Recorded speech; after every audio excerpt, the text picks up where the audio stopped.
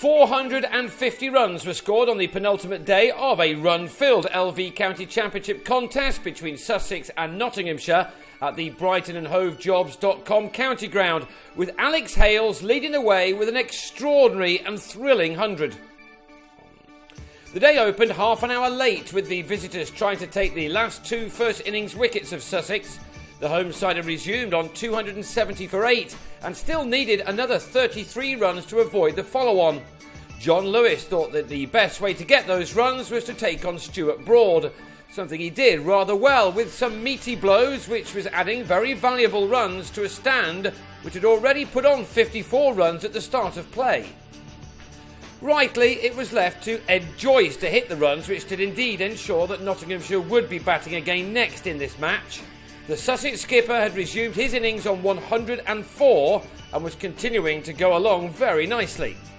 The pitch continued to play well as far as the batsmen were concerned, and these two took their partnership for the 9th wicket into 3 figures. They eventually added 117 runs, a stand which went a long way to helping Sussex collect a 4th batting bonus point. Before that had been done, Lewis sliced a hit of Andre Adams out to Hales to go for 38, his best score of the season and his best, therefore, as a Sussex player. But Joyce wasn't done yet, and he took 3 fours off the next over from Samit Patel, the second of which took the Irishman to his 3rd 150 against Notts in recent years. It was a brilliant innings again from Joyce, who reached this mark off his 274th delivery, that being his 17th 4. He'd kept his side in this game. He was left unbeaten on 164 when Adams struck for a 5th time by ending Matthew Hobden's maiden championship innings on a duck. Adams finished with figures of 5 for 65. All out for 355, Sussex had managed to reduce their deficit to 97 runs on first innings. Nottinghamshire came out to bat for a second time after lunch and immediately went for their shots. In 36 overs in the afternoon session, they smashed 171 runs, with Hales making 113 of them. Both he and his partner, Phil Jakes, played some crunching shots after they'd used up 10 overs in getting themselves in.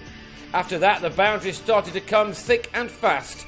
Initially, Jakes matched Hales shot for shot until the England T20 star moved into overdrive.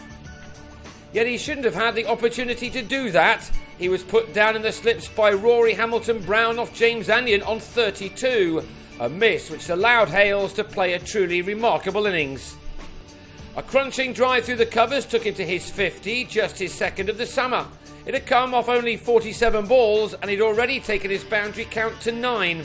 He struggled to nail down a place at the top of the Notts order this year after a shocker last season, but this knock simply emphasised what a fantastic talent he is.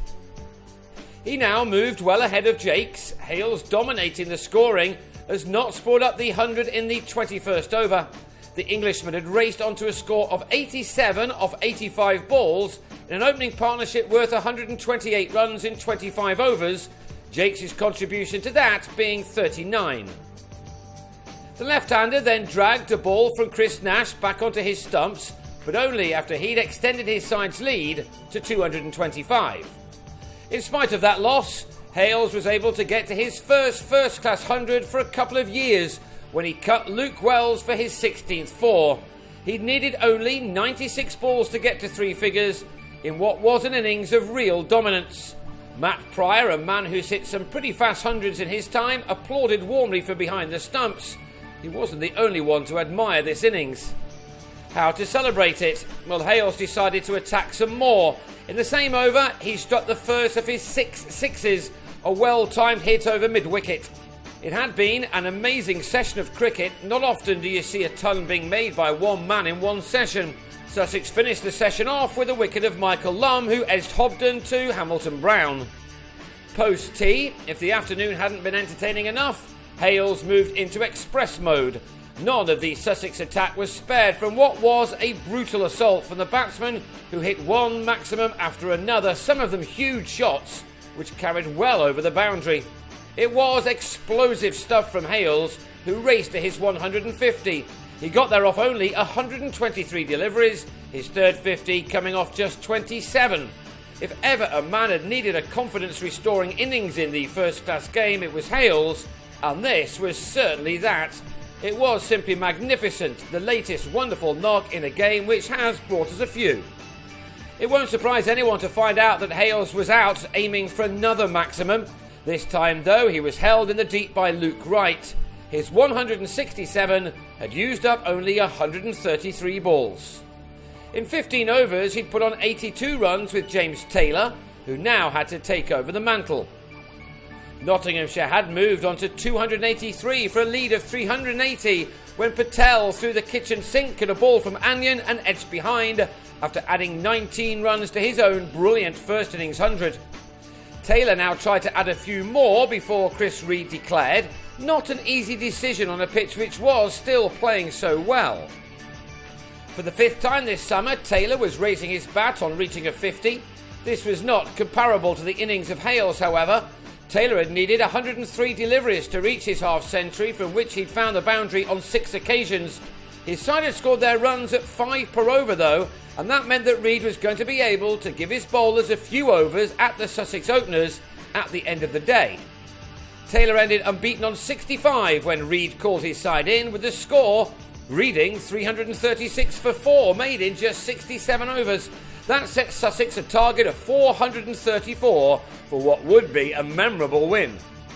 First, Nash and Wells had 4 overs to see out, and rather than block those, they both hit more boundaries. Peter Siddle's 1 over cost 10 runs before Patel was brought on for the final over of what was a day of scintillating batting. If the weather holds, the last one could be a treat. Sussex will go into it on 29 without loss, and that leaves them another 405 to get on the last day. Normally that would be out of reach, but the way that this day went, you can't discount them yet chasing that target down, nor will Nottinghamshire feel that a win for themselves is out of reach by any means.